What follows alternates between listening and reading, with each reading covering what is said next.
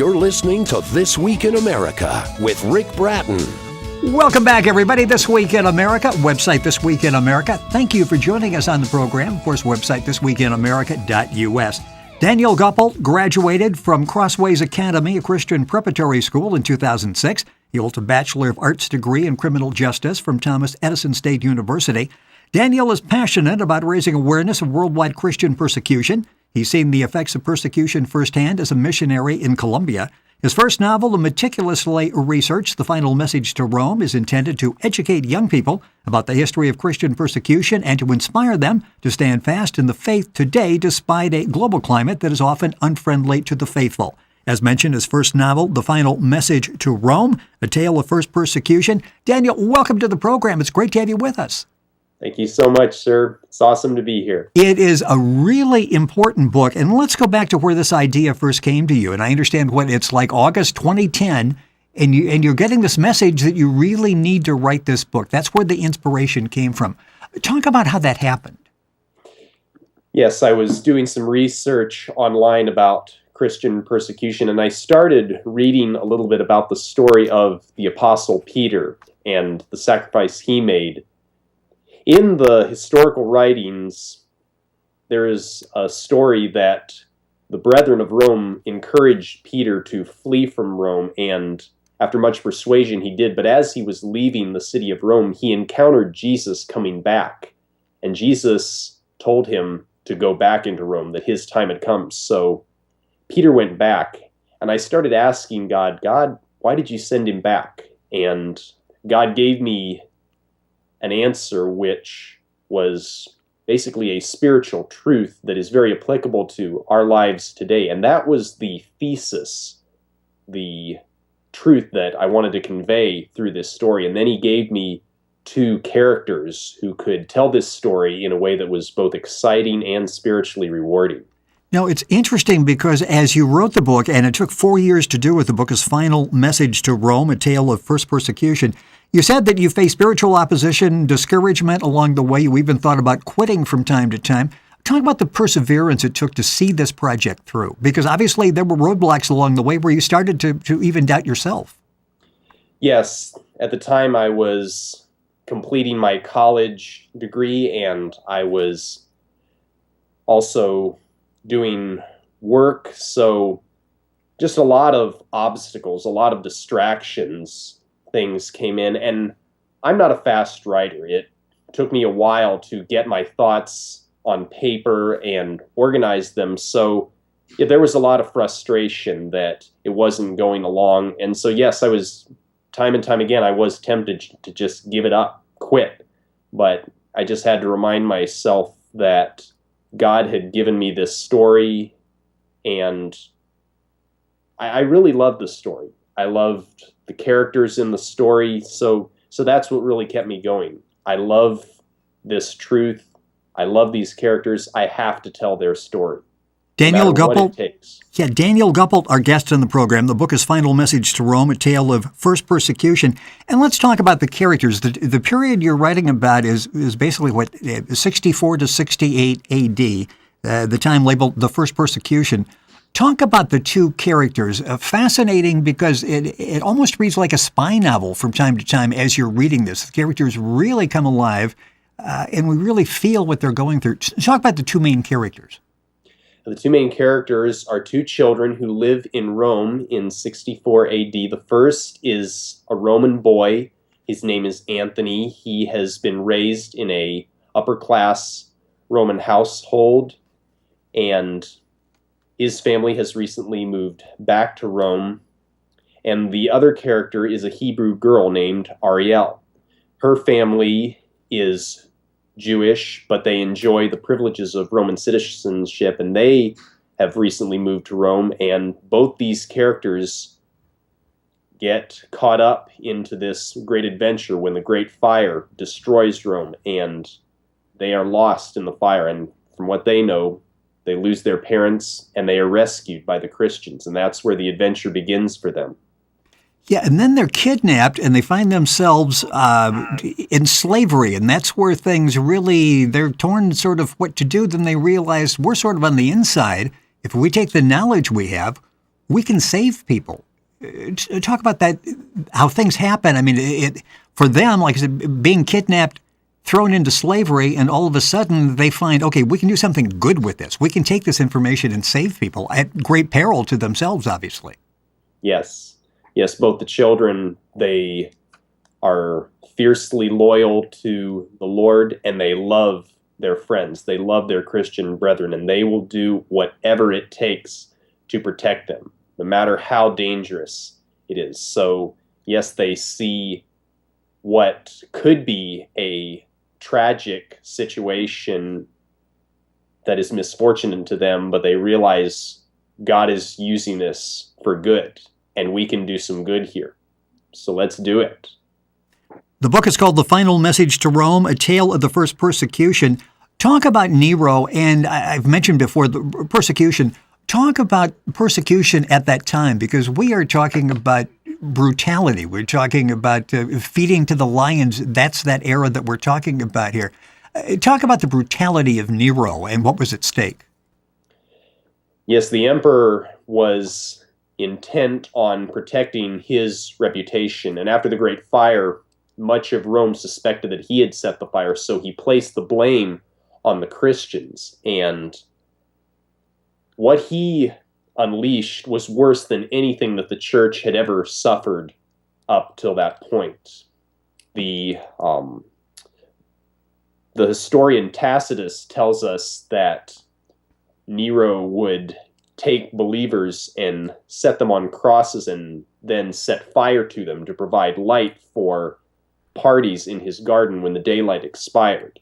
If you read the Annals of Tacitus, he tells more about this, and his brutality that he did to the Christians was so brutal that even the Roman citizens who were not Christians began to feel sympathy for the believers. And they faced during this whole time the threat is hanging over them of getting caught.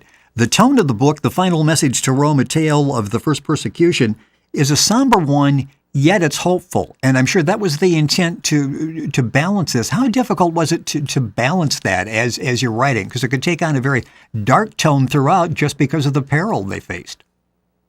Yes, it was a very perilous time for the children, and it was perilous for the believers too. But what really kept them going was they knew that they were loved by Jesus and that he would never leave them nor forsake them. So they hung on to that, they hung on to each other, and they persevered. Daniel Goppelt is our guest on the program today. The Final Message to Rome, the name of the book, A Tale of the First Persecution. Daniel's last name is spelled Goppelt. If you're looking it up, the book's available at Amazon. And, of course, you can go to our website, thisweekinamerica.us, and directly link on to the Amazon site. This is listed as historical fiction. Talk about the research, and I mentioned the research, meticulous research in putting this together. How do you go about balancing telling this story and the research from a period back in 64? Yes, I researched the first century church to understand what the believers, what their life would be like, and also the Roman history and culture to ensure that the characters in this book and the story would be historically accurate and basically do justice to the people who really lived back then. So yes, I researched Roman history, its culture, and also the first century church to ensure that it was accurate and true to history. The book is The Final Message to Rome, A Tale of the First Persecution. Daniel Goppelt, our guest on the program today, he is the author of the book, and it's a fascinating read. And it's a story, it's history, yet you can see so many parallels to what we're facing today as we're watching the news and reading news stories about persecution going on all across the world. It's a little striking, isn't it, that here's a history book and there are really applications for today that we can use.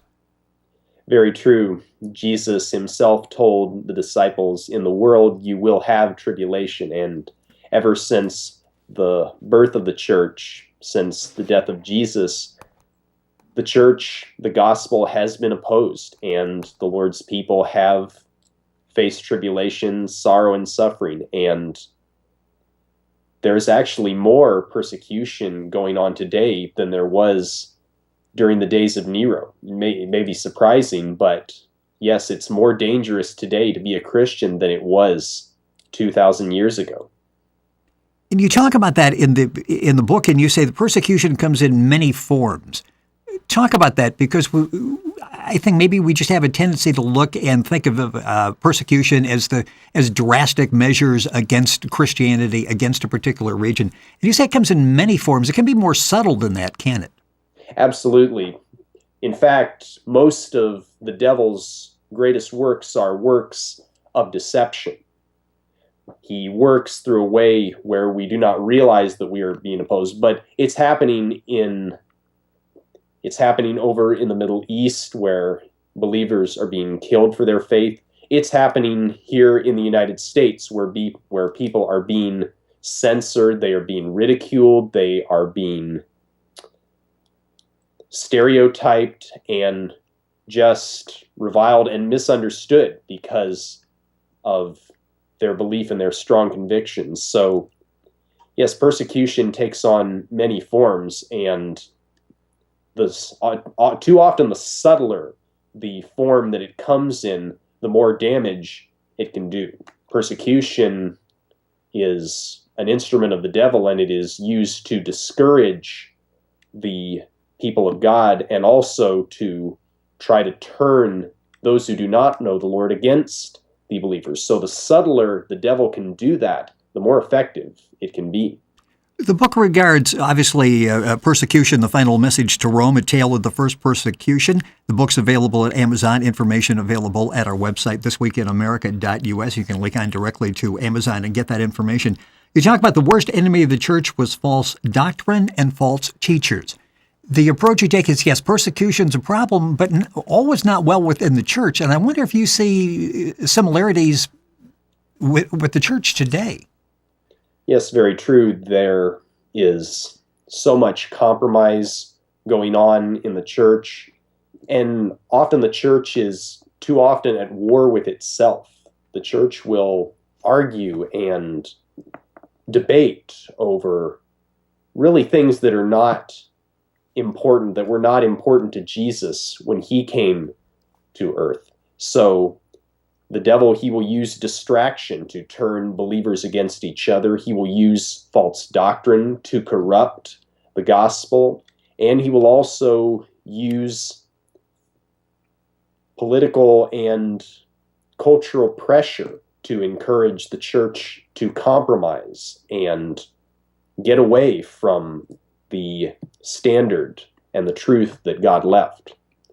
Daniel Goppelt, our guest on the program today. The book is called The Final Message to Rome, a tale of the first persecution. Book available at Amazon. You can link onto our website as well and get information. I mentioned in the beginning that you saw persecution firsthand as a missionary in Colombia. Talk a little bit about that, and obviously the long-range impact that has had on your life. It was a life-altering experience, obviously, because you carry that with you to this day. Yes, during my time in Colombia, I had the privilege of visiting several villages that had been driven from their homes by the paramilitary, the guerrillas, and other anti-Christian groups. I was able to go into some of the prisons in Colombia and talk with people who have been in the drug cartels, who have been in crime, other people who have been threatened by these groups. So, yes, the danger that they face is great, but the thing that is most captivating about all of them is their faith. It blows them away. Their faith is very simple, but it is very strong. The book, The Final Message to Rome, a tale of the first persecution. We're talking about persecution today and what you saw firsthand in Colombia.